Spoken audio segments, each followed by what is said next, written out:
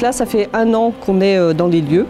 Il y a 52 chambres, donc 42 d'EHPAD classiques, et dont une chambre d'hébergement temporaire et une unité de soins Alzheimer de 10 lits.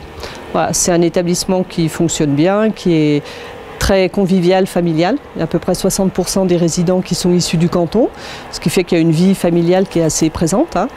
On est bien ouvert sur l'extérieur, c'est qu'on accueille régulièrement des résidents de l'extérieur, enfin des gens du domicile pour les repas, pour les animations. On partage beaucoup d'animations avec la DMR aussi. Donc voilà, c'est un établissement qui est plutôt sympa. 11 chambres, ça dépend des... Donc dans l'ancien bâtiment, on n'avait que des anciennes chambres, enfin des chambres qui étaient beaucoup plus petites, sans salle de bain, il y avait juste un WC et un petit cabinet de toilette. Donc là aujourd'hui, tout le monde a sa salle de bain privée, avec une douche italienne, avec des WC handicapés. Et puis on n'a plus que des chambres individuelles, on n'a plus de chambres doubles comme avant.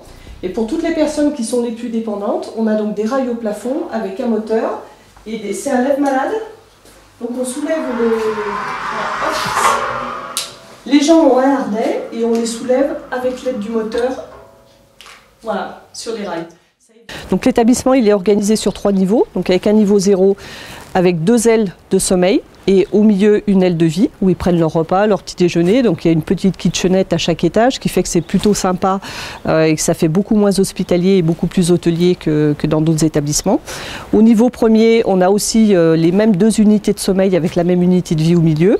On a les services de soins, donc bureau infirmière, bureau aide-soignante qui sont au premier étage, ce qui fait que les gens un peu plus dépendants sont plutôt au premier étage, mais c'est pas un dogme non plus, hein, ça peut évoluer en fonction des entrées et des sorties.